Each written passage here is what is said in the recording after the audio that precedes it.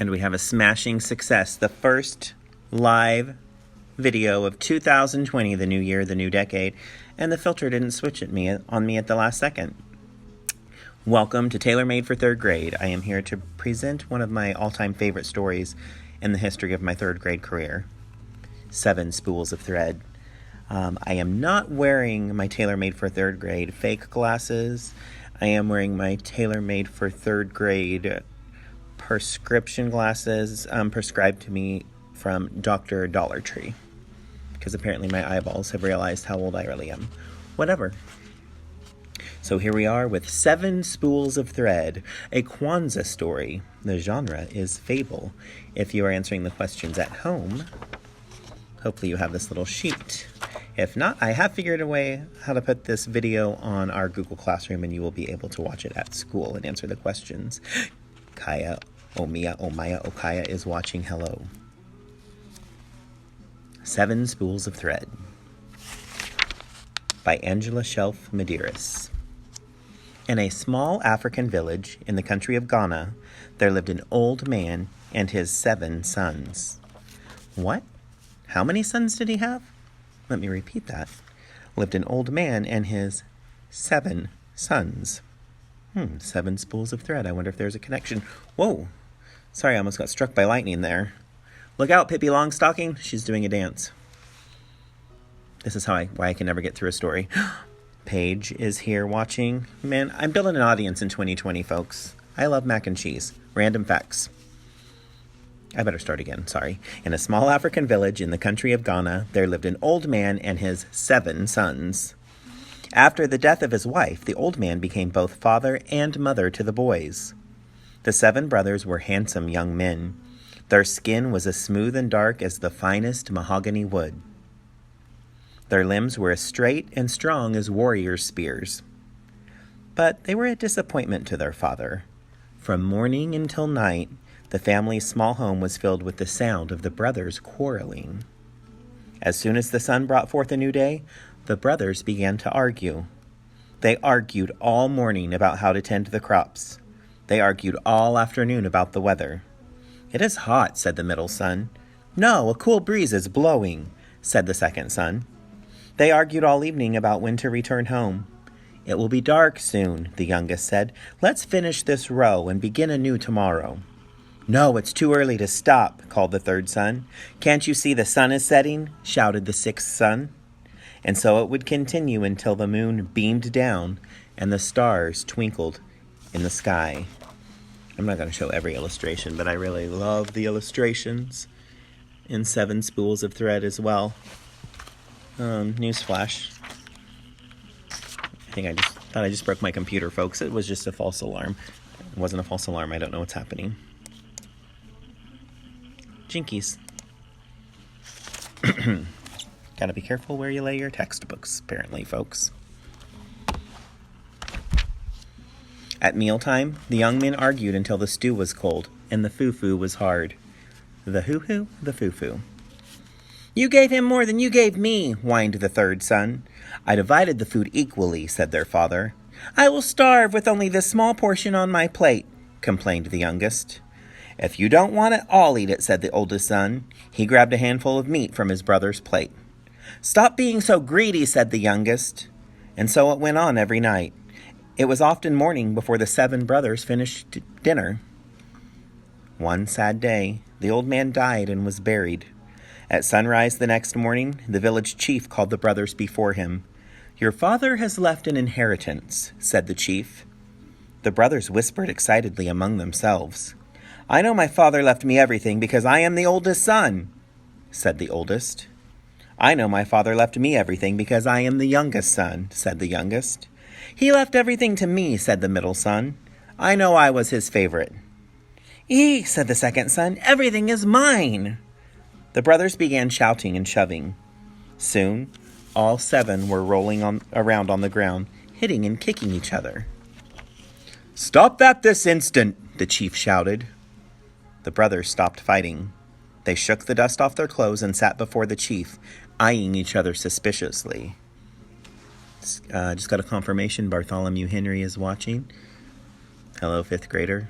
It's my good friend Bartholomew Henry, folks. I've said folks like 7 times already. Your father has decreed that all of his property and possessions will be divided among you equally, said the chief. But first, by the time the moon rises tonight, you must learn how to make gold out of these spools of silk thread. If you do not, you will be turned out of your home as beggars. The oldest brother received blue thread, the next brother red, the next yellow. The middle son was given orange thread, the next green, the next black, and the youngest son received white thread. For once, the brothers were speechless. The chief spoke again.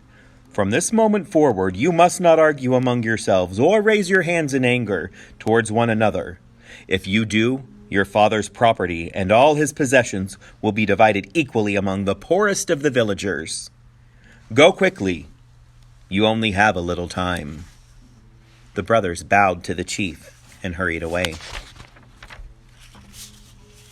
When the 7 Ashanti brothers arrived at their farm, something unusual happened.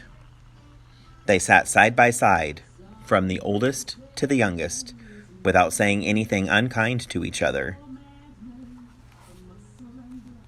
My brothers, the oldest said after a while, let us shake hands and make peace among ourselves.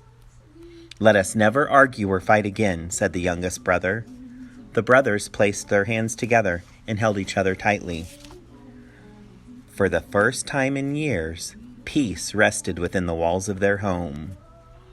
So if you're following along with a little orange slip at home, for the first time in years, what rested within the walls of their home? Peace. My brothers, said the third son quietly, surely our father would not turn us into the world as beggars. I agree, said the middle son. I do not believe our father would have given us the task of turning thread into gold if it were impossible. Could it be, said the oldest son, that there might be small pieces of gold in this thread? The sun beamed hotly overhead. Yellow streams of light crept inside the hut. Each brother held up his spool of thread. The beautiful colors sparkled in the sunlight, but there were no nuggets of gold in these spools. I'm afraid not, my brother, said the 6th son, but that was a good idea. Thank you, my brother, said the oldest. Could it be, said the youngest, that by making something from this thread we could earn a fortune in gold? Perhaps, said the oldest, we could make cloth out of this thread and sell it. I believe we can do it. This is a good plan, said the middle son, but we do not have enough of any one color to make a full bolt of cloth. What if, said the third son, we weave the thread together to make a cloth of many colors? But our people do not wear cloth like that, said the 5th son. We wear only cloth of one color. Maybe, said the second, we could make a cloth that is so special, everyone will want to wear it. My brothers, said the 6th son, we could finish faster if we all work together. I know we can succeed, said the middle son. The 7 Ashanti brothers went to work. Together they cut the wood to make a loom. The younger brothers held the pieces together while the older brothers assembled the loom. They took turns weaving cloth out of their spools of thread. They made a pattern of stripes and shapes that looked like the wings of birds. They used all the colors: blue, red, yellow, orange, green, black, and white. Soon the brothers had several pieces of beautiful, multicolored cloth. When the cloth was finished, the 7 brothers took turns neatly folding the brightly colored fabric. Then they placed it into 7 baskets and put the baskets on their heads. The brothers formed a line from the oldest to the youngest and began the journey to the village. The sun slowly made a golden path across the sky. The brothers hurried down the long, dusty road as quickly as they could. As soon as they entered the marketplace, the 7 Ashanti brothers called out, "Come and buy the most wonderful cloth in the world! Come and buy the most wonderful cloth in the world!" They unfolded a bolt. Whoa, speaking of bolts, I almost got struck again. Sorry. They unfolded a bolt and held it up for all to see. The multicolored fabric glistened like a rainbow. A crowd gathered around the 7 Ashanti brothers. "Oh," said one villager, "I have never seen cloth so beautiful. Look at the unusual pattern." "Ah," said another, "this is the finest fabric in all the land. Feel the texture." The brothers smiled proudly. Suddenly, a man dressed in magnificent robes pushed his way to the front of the crowd. Everyone stepped back respectfully. It was the king's treasurer. He rubbed the cloth between the palms of his hands. Then he held it up to the sunlight. "What a thing of beauty," he said, fingering the material. "This cloth will make a wonderful gift for the king. I must have it all." The 7 brothers whispered together. "Cloth fit for a king," said the oldest, "should be purchased at a price only a king can pay. It is yours for 1 bag of gold." "Sold," said the king's treasurer. He untied his bag of gold and spilled out many pieces for the brothers. The 7 Ashanti brothers ran out of the marketplace and back down the road to their village. A shining silver moon began to creep up in the sky. Excuse me, I'm getting an incoming voice message. Oh, what kind of moon began to creep up in the sky? Oh, a shining silver moon. What 2 words would you like? Shining silver. I'll let the folks at home know. Yeah, confirmation it's a shining silver moon. Thank you very much. Have a good day. "Oh, chief," said the oldest, "we have turned the thread into gold." The chief came out of his hut and sat upon a stool. The oldest brother poured the gold out onto the ground. "Have you argued or fought today?" asked the chief, who sounded a lot like the king's treasurer. "No, my chief," said the youngest. "We have been too busy working together to argue or fight." "Then you have learned the lesson your father sought to teach you," said the chief. "All that he had is now yours." The older brother smiled happily, but the youngest son looked sad. "What about the poor people in the village?" he asked. "We receive an inheritance, but what will they do?" "Perhaps," said the oldest, "we can teach them how to turn thread into gold." The chief smiled. "You have learned your lesson very well." The 7 Ashanti brothers taught their people carefully. The village became famous for its beautiful, multicolored cloth, and the villagers prospered.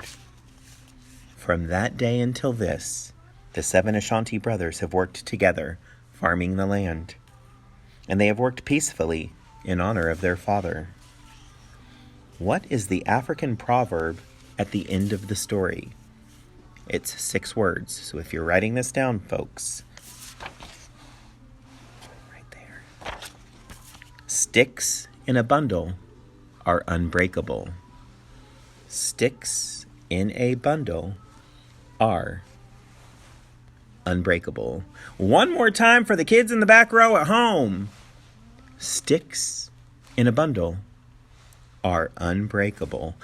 Pause the video if you need to. You can't pause a live video, but let's get a playback and then pause it if we need to. One more time.